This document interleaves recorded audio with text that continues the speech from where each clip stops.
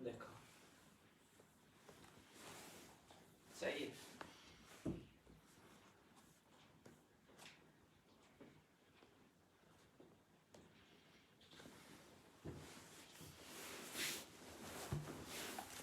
क्या बोलना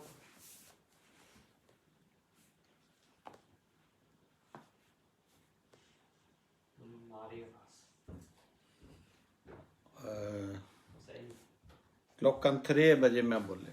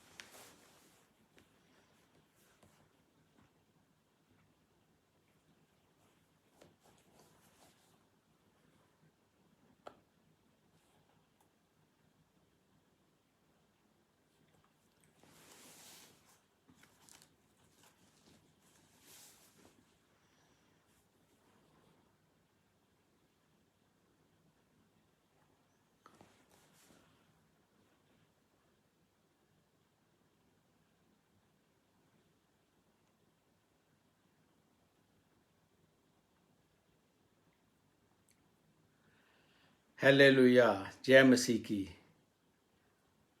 यहाँ स्वीडन में दोपहर के 3 बज रहे हैं और मैं आप सबका आज जो नए साल की प्रेयर है, दुआ है, मैं सेंड कर रहा हूँ ओरेब्रू स्वीडन से।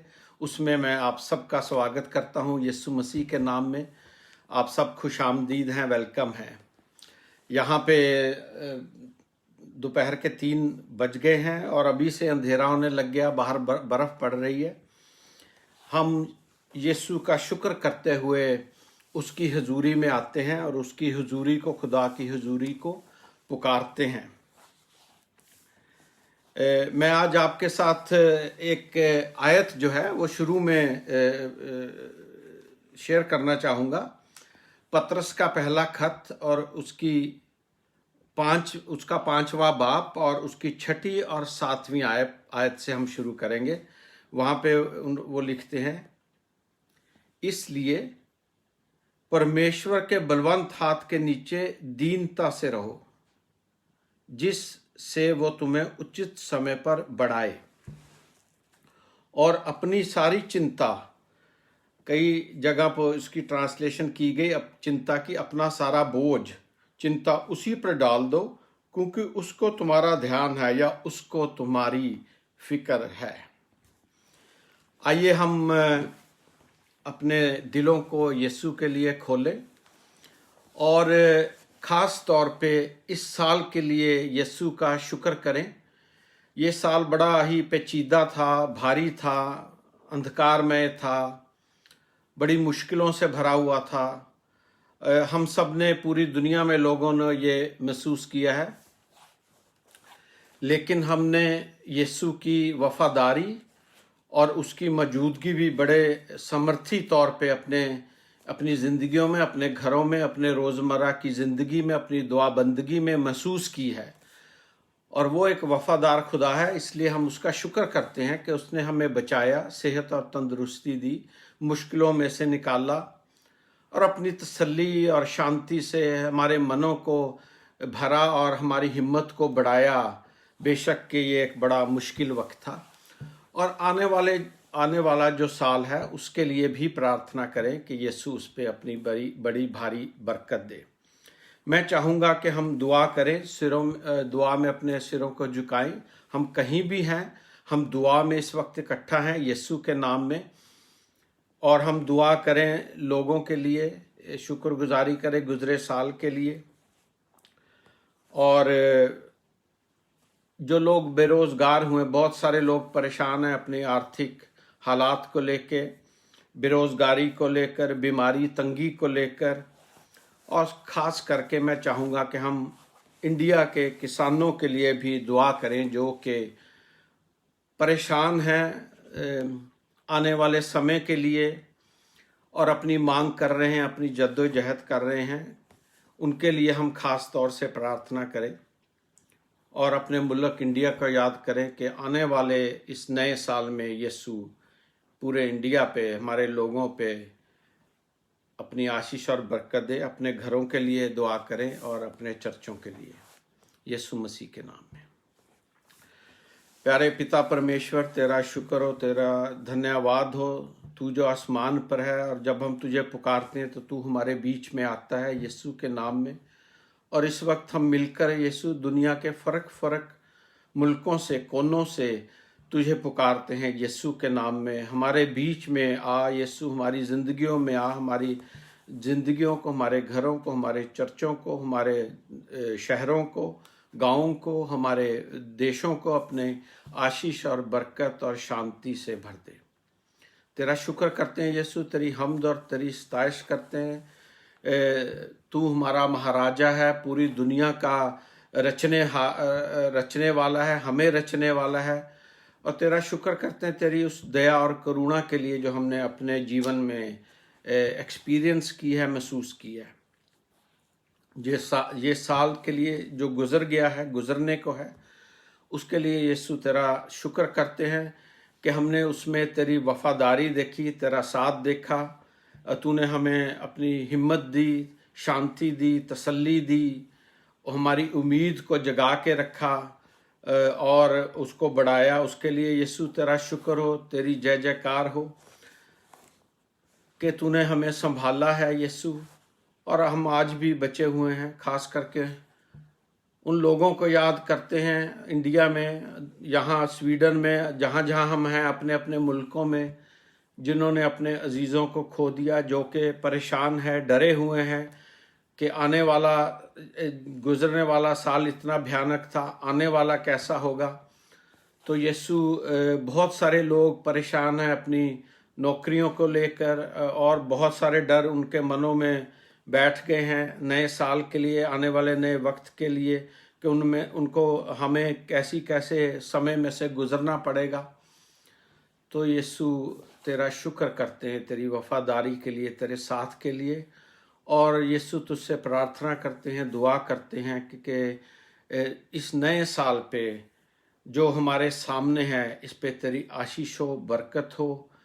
हमें संभाल, हमें हमारी हिम्मत को बढ़ा, हमारे दिलों को, जीवन को, घरों को, चर्चों को अपनी रोशनी से, अपनी उम्मीद से और मजबूत कर, बढ़ा। यीशु हमें अपनी आशीषों और बरकतों से माल कर, और अपने पाक रूह की ताकत और आग हमारे ऊपर उंडेल। यीशु हमारी हिम्मत और ताकत और सारी चीज़ें जिनके लिए हम कश्मकश अपनी ज़िंदगी में करते हैं, उसको करने के लिए हमारी ताकत को बढ़ा। हम सब के साथ हो जो इस वक्त तेरी हजूरी में आए हुए हैं, दुआ में इस तरीके के साथ। यीशु हमारे घरों पे तेरी आशीष हो, हमारे जीवनों पे तेरी आशीष हो। यीशु हमारी सब ज़रूरतें यीशु तेरे नाम में पूरी की जाएं, और हमारे घरों को आशीष से, अपनी शांति, तसल्ली से, सुकून से, रोशनी से, उम्मीद से भर दे। और ख़ास तौर पे जहाँ जहाँ हम रहते हैं हमारे मुल्कों में, उन मुल्कों पे, वहाँ के लोगों पे यीशु तेरी भारी आशीष हो। और यीशु तुझसे दुआ करते हैं आज ख़ास तौर पे तेरे नाम में यीशु के हमारे शहरों को, हमारे मुल्कों को, हमारी दुनिया को कोरोना से साफ कर। यीशु तेरे नाम में कोरोना का वायरस जो है वो ख़त्म हो, बीमारी जो है वो जाती रहे। ख़ास तौर से उन लोगों को याद करते हैं जिन्होंने अपने नज़दीकी लोगों को, अपने अजीज़ों को, घर वालों को, दोस्तों को खोया है और दुख और तकलीफ़ में है। तो तू जो कि सारी शांति का, तसल्ली का पिता, उनके जीवन को अपनी शांति से भर, तसल्ली से भर। आने वाले साल में जब हम दाखिल होते हैं यीशु, तो हम तेरे वादों के साथ उसमें दाखिल होते हैं, तेरे साथ के साथ। ख़ास तौर पे इस वक्त खुदा बाप यीशु के नाम में इंडिया के जो किसान लोग हैं, सारे पूरे इंडिया के, उनको तेरे चेहरे के सामने उठाते हैं, उनकी परेशानी को, उनकी ज़रूरतों को, उनकी तकलीफ़ों को, उनकी जद्दोजहद को, कशमकश को, उनकी जंग को, संघर्ष को जो वे कर रहे हैं यीशु, तो तू उनके साथ हो, उनके जीवनों पे, उनके घरों पे, उनके खेत खलियानों पे तेरी आशीष हो, बरकत हो यीशु, और उनको सेहत और तंदुरुस्ती दे, तंगी और बीमारी से बचा यीशु। उनके साथ हो, उन्हें महसूस होने दे कि तू कितना बड़ा परमेश्वर है और तू उनके साथ है। ख़ास तौर पे हमारे मुल्क इंडिया पे भी तेरी आशीष हो, बरकत हो।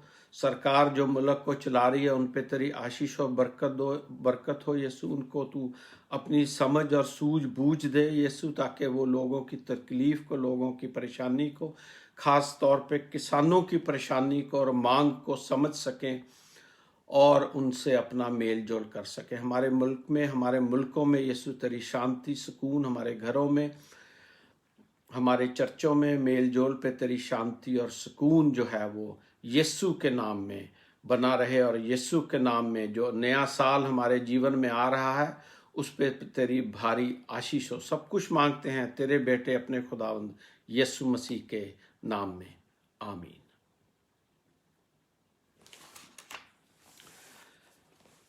मैं आपके साथ एक हवाला भी शेयर करना चाहूँगा जो कि मैं चाहता हूँ पढ़ना हिंदी में। आप खुद भी पढ़ सकते हैं। मत्ती की इंजील उसका 14वां बाब मैं पढ़ना चाहूँगा आपके साथ, और 22 आयत से 33 आयत तक, यीशु के नाम में। और उसने तुरंत अपने चेलों को बरबस नाव पर चढ़ाया कि वो उससे पहले पार चले जाएं, जब तक कि वो लोगों को विदा करे। वो लोगों को विदा करके प्रार्थना करने को लग पहाड़ पर चढ़ गया और सांझ को वहां अकेला था।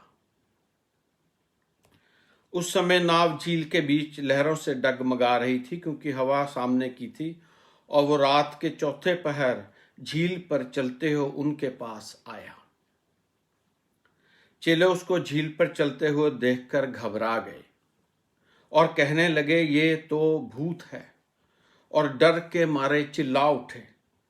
यीशु ने तुरंत उनसे बात की और कहा, डांडस बांधो, मैं हूं, डरो मत। पतरस ने उसको उत्तर दिया, हे प्रभु, यदि तू ही है तो मुझे अपने पास पानी पर चलकर आने की आज्ञा दे। उसने कहा, आ। तब पतरस नाव पर से उतरकर यीशु के पास जाने को पानी पर चलने लगा, पर हवा को देखकर और ऊंची लहरों को देखकर डर गया, और जब डूबने लगा तो चिल्लाकर कहा, हे प्रभु, मुझे बचा। यीशु ने तुरंत हाथ बढ़ाकर उसे थाम लिया और उससे कहा, हे अल्प विश्वासी, तूने क्यों संदेह किया? जब वो नाव पर चढ़ गए तो हवा थम गई। इस पर जो नाव पर थे उन्होंने उसे दंडवत करके कहा, सचमुच तू परमेश्वर का पुत्र है। खुदा बाप के कलाम के पढ़े और सुने जाने पे उसकी बरकत हो। मैं यीशु का शुक्र करता हूँ, धन्यवाद करता हूँ कि उसने मुझे मौका दिया आपके साथ मैं इस नए साल की प्रार्थना में उसने जो मुझे पैगाम दिया है उसको मैं शेयर कर सकूं, बांट सकूं। और मौजू जो मैं रखना चाहता हूँ इसके लिए वो यही है, fear not because I am with you. डरो मत, मैं तुम्हारे साथ हूँ। बल्कि यीशु का ये वादा है मत्ती की इंजील उसके 28 बाब में और 20वीं आयत में, दुनिया के आखिर तक मैं तुम्हारे साथ हूँ। और हम ये देखेंगे कि इस यीशु के इन वादों का क्या मतलब है, क्या यीशु के जो वादे हैं हमारे जीवन में हमें दे सकते हैं और देने की ताकत और क्षमता जो है वो रखते हैं। क्या हमारे लिए यीशु के जो वादे हैं, यीशु का जो साथ है, क्या कर सकता है।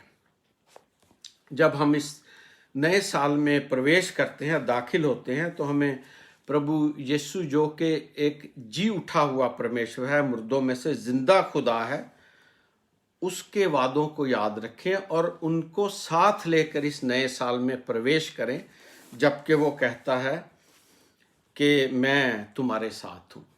तो इस पे मैं थोड़ी सी आपके साथ जो पैगाम है वो मैं शेयर करूँगा। पास्टर स्टैनले जोन्स जो थे वो मेथोडिस्ट पास्टर थे, पादरी थे, अमेरिकन थे, और उन्होंने 30 साल इंडिया में सेवा की है, इंडिया के लोगों की। और उन्होंने कई किताबें भी लिखी हैं। उनमें से कुछ किताबें जो हैं वो मैंने पढ़ी हैं। उनमें से 2 किताबें खासकर बड़ी मशहूर है, आर्ट ऑफ लिविंग और द विक्टोरियस लाइफ। और अपनी एक किताब में वो अपने एक एक्सपीरियंस का, तजर्बे का जिक्र करते हैं, उसके बारे में बताते हैं कि उनका एक गहरा दोस्त एक बार बीमार पड़ गया और अस्पताल में दाखिल हो गया। तो वो उससे मिलने हॉस्पिटल में गए जहां वो दाखिल था। जब वो उस कमरे में पहुंचते हैं, जहां उस हॉस्पिटल में जहां वो दाखिल थे, तो उन्होंने नोट किया कि वो उस कमरे में अकेले नहीं हैं, उनके साथ एक और भी इंडियन सज्जन जो थे वहां कमरे में दाखिल थे। तो जब वो उनसे मिले हैं तो उन्होंने उन इंडियन सज्जन को भी नमस्ते किया, सलाम दुआ ली उनसे और पूछा कि कैसे हैं आप, क्या हाल है आपका, बातचीत की और पूछा कि आपकी क्या तकलीफ है, क्या बीमारी है। तो उन्होंने कहा कि मैं तो बिल्कुल ठीक हूं, मुझे तो कोई बीमारी नहीं है। तो स्टैनले जोन्स ने बड़े हैरानी से उनसे पूछा, तो फिर आप यहां क्या कर रहे हैं? उन्होंने कहा कि ऐसे है कि मेरे ज्योतिषी ने मुझे कहा है कि आप आने वाले हफ्ते में मर जाएंगे, तो मैंने अपने आप को हॉस्पिटल में दाखिल करवा लिया है। तो मुलाकात का समय जब खत्म हो गया तो स्टैनले जोन्स उनसे बातचीत करके अपने दोस्त मित्र से मिलकर वापस चले गए। अगले हफ्ते वो फिर आए अपने दोस्त से मिलने और उनका हाल चाल पूछने। तो उन्होंने ये बात नोट की कि वो कमरे में जहां उनके दोस्त थे, अब वो अकेले थे और जो दूसरे इंडियन सज्जन वहां थे वो वहां नहीं थे। तो उन्होंने नर्स से पूछा कि वो जो इंडियन सज्जन यहां दाखिल थे वो कहाँ हैं, नजर नहीं आ रहे। तो नर्स ने उत्तर दिया, जवाब दिया कि भाई वो तो पिछले हफ्ते मर गए, गुजर गए। और स्टैनले जोन्स जो थे वो परेशान हो गए, हैरान हो गए और उन्होंने पूछा कि उनकी क्या बीमारी थी जिसने उनकी जान ले ली। नर्स ने कहा उनको तो कोई बीमारी नहीं थी, वो तो बिल्कुल ठीक थे। तो स्टैनले ने कहा अच्छा, तो फिर उनकी मौत किस से हुई, किस चीज ने उनकी जान ले ली? और नर्स ने जवाब में कहा डर ने। वो डर डर के मर गए, वो बिल्कुल तंदुरुस्त और ठीक थे। बाइबल में परमेश्वर ने बहुत सारे बातें की हैं, वादे किए हैं, हुक्म भी दिए हैं। जैसे कि आपको पता है, खुदा कहता है कि मेरे सिवा और किसी को ना पूजना, मुझे अपने पूरे दिल, जान और ताकत से प्यार करना, अपने पड़ोसी को अपनी नाई मोहब्बत करना, प्यार करना, चोरी ना करना, जिना ना करना, झूठी गवाही ना देना, वगैरह वगैरह। आप उनको जानते हैं, पहचानते हैं। और लेकिन जो सबसे ज़्यादा परमेश्वर की बात जो है वो रिपीट की गई है बाइबल में, वो ये हुक्म नहीं है, बल्कि वो ये खुदा का कलाम है जो आप नोट करेंगे अगर आप पूरी बाइबल पढ़ेंगे उसमें कि खुदा का ये कलाम जो है, वादा जो है, डरो मत, मैं तुम्हारा खुदा हूं, मैं तुम्हारे साथ हूं, सबसे ज्यादा बार बाइबल में रिपीट किया गया है। और मैं ये सब समझता हूं कि जब खुदा बाप यीशु हमसे ये कहते हैं कि मैं तुम्हारे साथ हूं, मैं तुम्हारा खुदा हूं, जिंदा खुदा हूं, मुझे तुम्हारी फिक्र है, तो ये एक सलाह या मशवरा नहीं है, बल्कि ये एक हुक्म है उसके लोगों के लिए, डरो मत, मैं तुम्हारे साथ हूं। लेकिन आज ऐसे ही लग रहा है कि जैसे कि पूरी दुनिया के लोग, इंसान डरे हुए हैं। मेरी नौकरी का क्या होगा, कहीं चली ना जाए, मेरे सिर में दर्द रहता है, कहीं मुझे ट्यूमर ना हो, मैं बीमार ना हो जाऊं, मेरी इकोनॉमी जो है, आर्थिक हालत जो है वो बिगड़ ना जाए, कोरोना ना मुझे मार दे। और साइकोलॉजिकली इल हेल्थ जो है दुनिया में, दूसरी कहते हैं कि साइकोलॉजिकली इलनेस जो है, इल हेल्थ जो है वो दुनिया में दूसरी पैंडेमी है, महामारी है, खुदकुशी जो है दुनिया में बढ़ती जा रही है। और आपको शायद गब्बर सिंह का शोले फिल्म का ये डायलॉग याद हो, जो डर गया वो मर गया। डर जो है वो हमारा सबसे बड़ा दुश्मन है इंसानों का, और बहुत सारे लोग जो हैं डर उनको खा जाता है, हमें अंदर से खा सकता है, खा जाता है। लेकिन यीशु का ये वादा है, वचन है, शब्द है कि डरो नहीं, भयभीत ना हो, मैं तुम्हारे साथ हूं। तो मैं डर को लेकर इस नए साल में अपने जीवन में दाखिल नहीं होना चाहता। मैं इस नए साल में प्रवेश करना चाहता हूं यीशु के वादों को अपने साथ लेकर। और मुझे ये मालूम है कि उसके वादे के डरो मत, मैं तुम्हारे साथ हूं। जो भी मेरे जीवन में होगा, जैसे भी होगा, मुझे नहीं मालूम ये नया साल कैसा है, किसी ज्योतिषी को मालूम नहीं है कैसा होगा मेरे लिए, दूसरे लोगों के लिए, आपके लिए, लेकिन खुदा जो हर बात को जानता उसको मालूम है। और हम जब अपना जीवन उसके हाथों में सौंप देते हैं तो वो हमारा जिम्मेवार है, वो हमारी देखभाल करने वाला खुदा है। जैसा भी वक्त आएगा वो हमारे साथ है।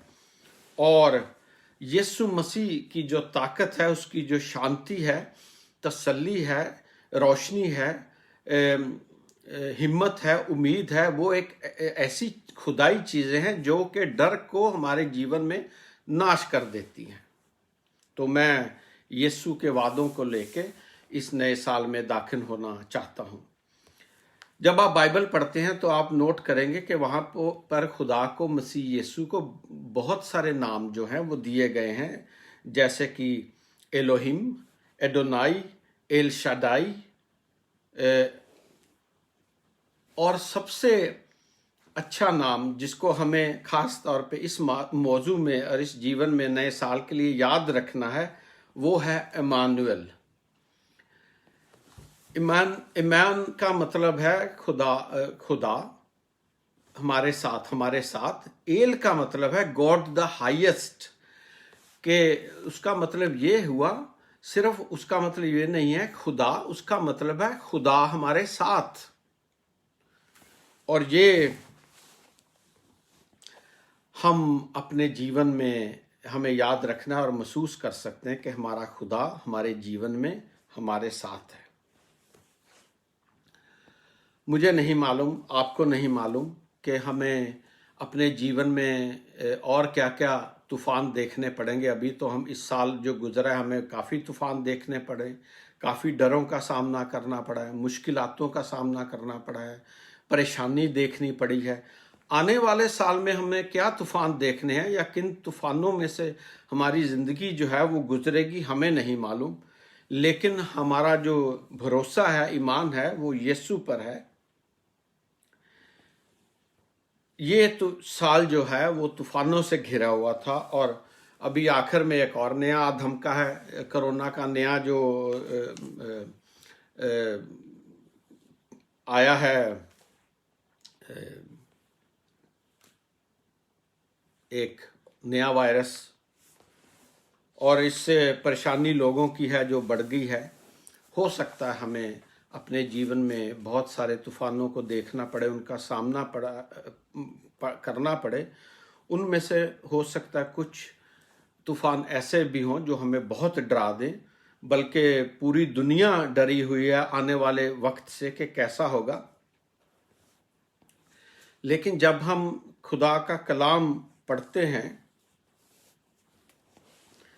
तो मैं आपको याद दिलाना चाहूँगा और अपने आप को भी कि हमारा प्रभु यीशु वो खुदा है। हमने हवाला पढ़ा अभी मत्ती की इंजील उसके 14 बाब में से, आप उसका 8 बाब भी पढ़ सकते हैं, वहाँ भी उसका जिक्र है तूफान का और यीशु का। फिर अगर हम मरकुस की इंजील पढ़ते हैं और उसका 4 बाब पढ़ते हैं, उसकी 35वीं आयत से 41वीं आयत तक, तो वहाँ भी तूफान का जिक्र है और यीशु बीच तूफान में सो रहे हैं।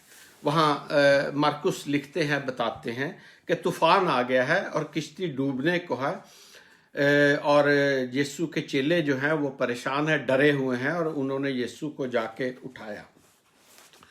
तो मैं हम सबको ये याद दिलाना चाहता हूँ कि हमारा प्रभु वो प्रभु है जो कि हवा और पानी का रचने वाला है और उसका मालिक है, और उसके पास इतनी ताकत है, क्षमता है कि वो हर तूफान को, जैसे कलाम में लिखा है, उसने डांटा और हवा और पानी थम गए। वही यीशु हमारे जीवन में है, और जो तूफान हमारे जीवन में भी आते हैं वो उनको भी डांटने की और थामने की क्षमता जो है वो रखता है। मेरा यही पैगाम है हमारे लिए, आपके लिए, मेरे लिए, यीशु की तरफ से, कि हम इस जीवन में इन तूफानों में, आने वाले समय में वो कैसे भी हों, हम इन तूफानों में, जीवन की कश्ती में अकेले नहीं हैं। जब हम मार्कुस की इंजील उसका 4 बाब पढ़ते हैं, आप पढ़े, मैं अभी तो नहीं पढ़ूंगा, आपको याद होगा कि ये तूफान आ गया, यीशु किश्ती में अपने चेलों के साथ थे और लहरें इतनी ऊंची थी, पानी भरने लगा नाव में, और चेले जो थे वो डर गए। मैं आपको याद दिलाना चाहता हूँ कि वो चेले जो थे वो सारे के सारे तकरीबन मछेरे थे, और उनका ये रोज का काम था तूफान देखना, पानी में जाना, कश्ती में जाना, और वो बड़े अच्छे तैराक भी होते थे। लेकिन ये तूफान देखकर वो डर गए और चिल्लाने लगे, यीशु के पास गए और उसे उठाया। तो क्या यीशु हमें सिखाना चाह रहे हैं इस बात से, जब हम देखते हैं कि तूफान के बीच में भी यीशु सो रहे हैं? खुदा हमें ये सिखाना चाह रहे हैं कि खुदा जो है वो तूफान के बीच में भी आराम कर सकता है। और जब हमारे जीवन में तूफान आते हैं तो यीशु हमें ये याद कराता है, सिखाता है कि वो हमारा खुदा है, वो खुदा जो खुद तूफानों में और मुश्किल टाइमों में भी आराम कर सकता है, और वो हमें बीच तूफानों में, मुश्किल वक्तों में भी आराम दे सकता है। और आराम का हमारे जीवन के साथ बहुत गहरा और बड़ा ताल्लुक है।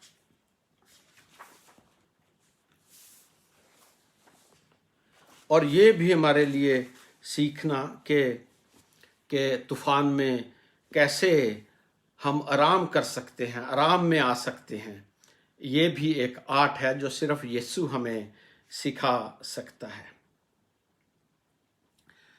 बाइबल हमें बताती है कि हमें विश्वास करना है यीशु पे, लेकिन बाइबल हमें कुछ और भी सिखाती है, जो कि खुदा पे भरोसा है, उस पे हमें ध्यान देना है अपने जीवन में।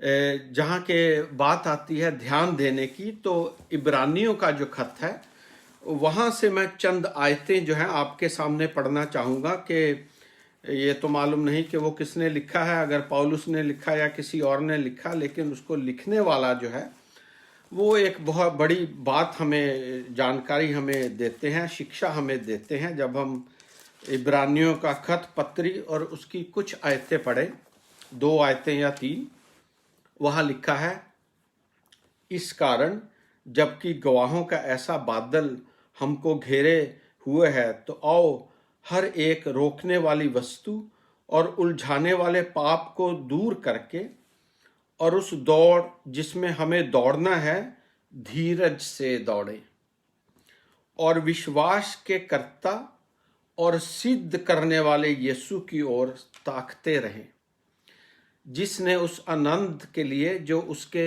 आगे धरा था लज्जा की चिंता ना करके क्रूस का दुख सहा और सिंहासन पर परमेश्वर के दाहिने जा बैठा। इसलिए उस पर ध्यान करो जिसने अपने विरोध में पापियों का इतना वाद विवाद सह लिया कि तुम निराश ना हो और हियाव ना छोड़ो। दूसरी कई बाइबल में जो उसका तर्जमा किया गया, जैसे स्वीडिश की बाइबल, वहाँ लिखा है कि तुम थक ना जाओ। तो थकावट जो है हमारे लिए एक खतरनाक चीज़ है और हमें अपना ध्यान जो है, कंसंट्रेशन जो है, ये आयतें बताती हैं कि वो यीशु पे लगाना है, फोकस जो है। अगर आप फोकस का लतीन की जो जुबान है उसका तर्जमा करें तो उसका मतलब है फायर प्लेस। और मुझे उम्मीद है कि आप में से कभी आपने एक शीशा लेके आप जंगल में गए होंगे ऐसे दिन जबकि सूरज अपनी चरम सीमा पे होगा और आपने शीशे से सूरज की जो किरणें हैं उससे किसी ना किसी पत्ते में जला के रोशनी की होगी। लेकिन अगर आप ये एक्सपीरियंस करें, उस छोटे से गिलास को लेकर उसकी किरणों को छोटे से कागज़ पे डालते रहें तो आप थोड़ी देर में देखेंगे कि वो कागज़ जो है वो आग पकड़ जाएगा। ये एक कंसंट्रेशन होगी सूरज की किरणों की और उसमें इतनी ताकत है कि वो उनको जला देती है। और हमें अपना फोकस जो है वो यीशु पे रखना है तो वो हमारे जीवन को भी रोशनी देता है कि वो जलती रहे। जल के राख ना कभी नहीं होगी, जीवन कभी राख नहीं होता जब हम यीशु में हमारा जीवन जलने लगता है उसकी रोशनी से। मैं आपको ये याद दिलाना चाहूँगा कि थकावट जो है वो हमारे जीवन के लिए कितनी खतरनाक है। अगर हम ध्यान दें उन लोगों पे जो माउंट एवरेस्ट को विजय करने के लिए उस पर चढ़ते हैं तो उनमें एक खास बात होती है, वहाँ पे बहुत सारे लोग जो हैं इस कोशिश में विजय होने की, माउंट एवरेस्ट को विजय करने की कोशिश में अपनी जान गंवा देते हैं। ज़्यादातर जो लोग हैं अपनी जान जो वहाँ पे माउंट एवरेस्ट पर गंवाते हैं वो उस समय नहीं गंवाते जब वो उसको विजय कर रहे होते हैं या विजय प्राप्त उस पर कर चुके होते हैं। और उनकी जान जो है वो जब जाती है तो वो ऑक्सीजन की कमी से नहीं जाती है, ठंड से नहीं जाती है, बर्फ़ से नहीं जाती है, खतरनाक चट्टानों से फिसलने से नहीं जाती है। आपको ये सुनकर हैरानी होगी कि ज़्यादातर लोग माउंट एवरेस्ट पे जो मरते हैं वो उसको विजय प्राप्त करने के बाद मरते हैं, जब वो नीचे आ रहे होते हैं तब उनकी मौत होती है। और उसकी वजह है थकावट। जब इंसान थक जाता है तो अक्सर इंसान गलतियाँ जो है वो करता है, तो ये सबसे बड़ा कारण होता है जब उनकी मौत आती है। हमें अपने जीवन में सिर्फ विश्वास ही नहीं करना है बल्कि हमें अपने जीवन में बाइबल हमें ये सिखाती है कि हमें प्रभु यीशु पे भरोसा भी रखना है।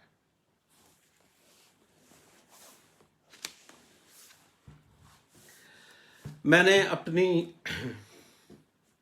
मामा की ज़िंदगी में, अपनी माँ की ज़िंदगी में ये देखा कि वो यीशु पर उनका बड़ा बड़ा और गहरा विश्वास था और वो हमेशा कहती थी कि मैनू किसे तो कोई उम्मीद नहीं, मैनू सिर्फ यीशु ते उम्मीद है, वो मेरी मदद करेगा। और मैंने उनके जीवन में कई तूफान आते देखे और मैंने हमेशा उनको दुआ में पाया और वो यही कहती थी कि यीशु मदद करेगा और सब कुछ ठीक करेगा। और कई बार तो मुझे लगता था, मैं जवान था, बच्चा था, कि मामा तो एवं ही कर दिया, हर गल यीशु ते ही पा देंदी है, यीशु पे डाल देती। लेकिन वो कहती थी कि यीशु वफादार है, वो हमारा साथ नहीं छोड़ता। सबसे बड़ा तूफान जो था उनके जीवन में आया वो था 1994 में।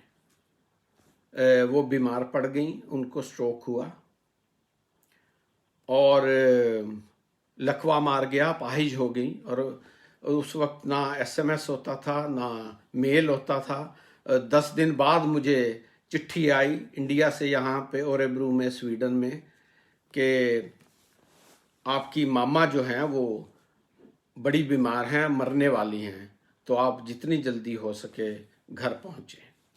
तो जितनी जल्दी मेरे से हो सकता था मैं घर पहुंचा, इंडिया पहुंचा। फिर भी मुझे हर चीज़ का इंतज़ाम करते हुए पहुंचते पहुंचते हफ्ता लग गया। और जब मैं पहुंचा तो देखा कि मेरी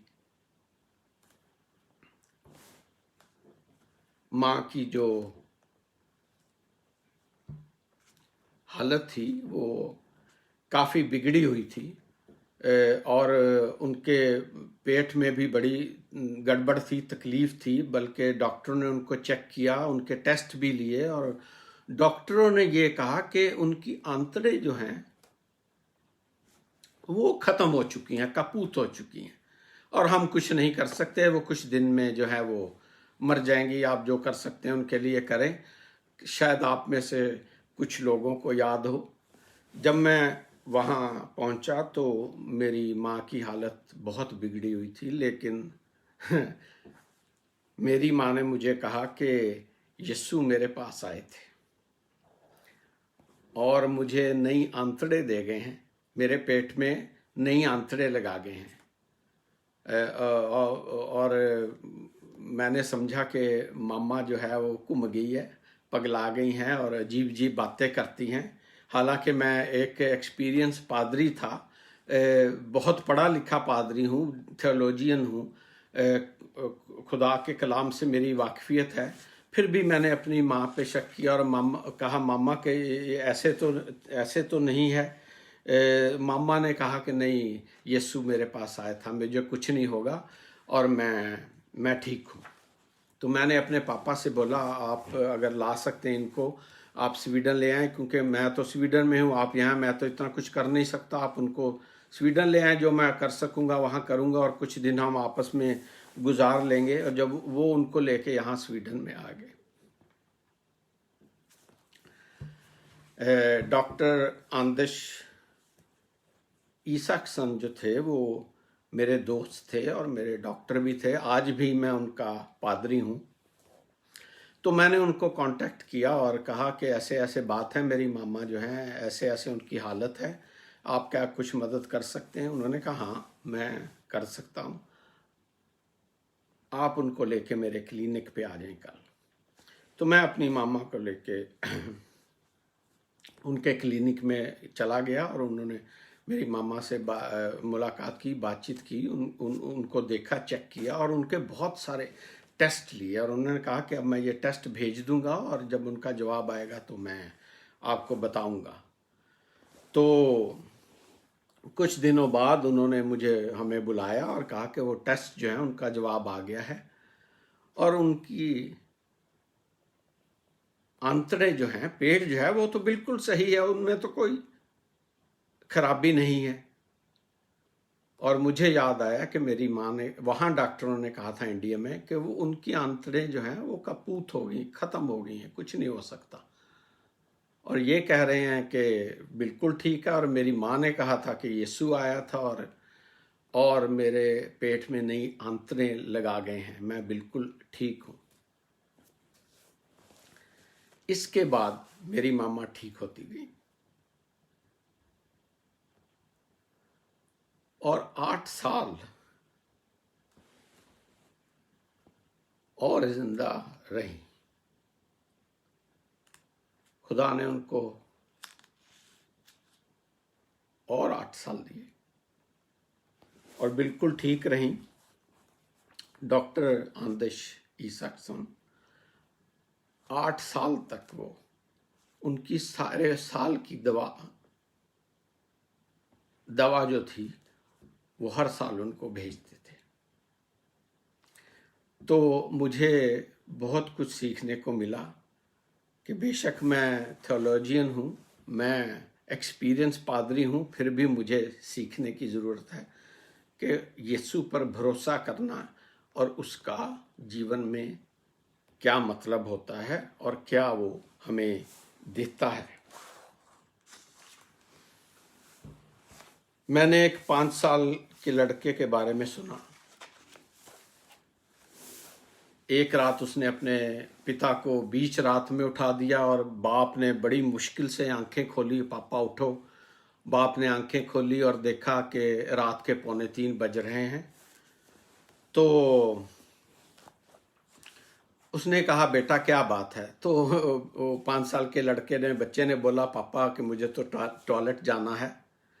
तो पापा ने बोला कि बेशक आप जाओ, आपको कौन रोक रहा है, जाओ आप टॉयलेट। तो बेटे ने कहा कि नहीं पापा, आप भी साथ चलो। पापा बोले कि किसी वजह से तो मैं बड़ा थका हुआ हूँ, आप अकेले ही चले जाओ। तो बच्चे ने थोड़ी हिम्मत की, वो कुछ कदम चला, बढ़ा, लेकिन फिर डर के वो वापस आ गया, क्योंकि उनका घर बहुत बड़ा था और जो सोने का कमरा था वो कॉरिडोर के एक तरफ था और उसके बीच में और टॉयलेट के बीच में एक बहुत लंबा कॉरिडोर था। और रात के अंधेरे में वो कॉरिडोर और भी भयानक और अंधकार में लग रहा था और डराने वाला था और बच्चे को वो बड़ा लंबा लग रहा था। तो आखिर उसने कहा, पापा के नहीं, आप मेरे साथ चलें। आखिरकार पिता को उठना पड़ा और उसने अपने बेटे का हाथ पकड़ा और उसको साथ लेकर चलता हुआ अपने बेटे के साथ वो उनको टॉयलेट लेके गया। आपके और मेरे जीवन में भी अंधकार में लंबे कॉरिडोर आएंगे, आ सकते हैं किसी भी वक्त। तो जब हम यीशु को पुकारते हैं, वो भी हमारा हाथ पकड़कर हमारे साथ उन कॉरिडोरों से हमें पार लेके जाता है। ये सिर्फ हम एक्सपीरियंस कर सकते हैं अपने जीवन में जब हम उस पर भरोसा करते हैं।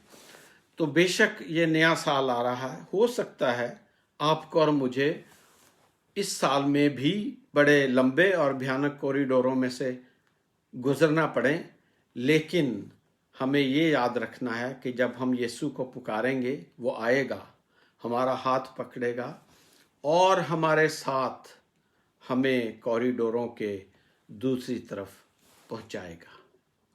आइए हम इस बात को याद रखें जब हम नए साल में प्रवेश करते हैं।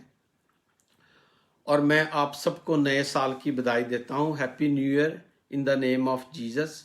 खुदा आपके साथ हो और आपके घरों पे, आपके जीवन पे, आपके परिवार पे अपनी आशीष और बरकत दे। आमीन।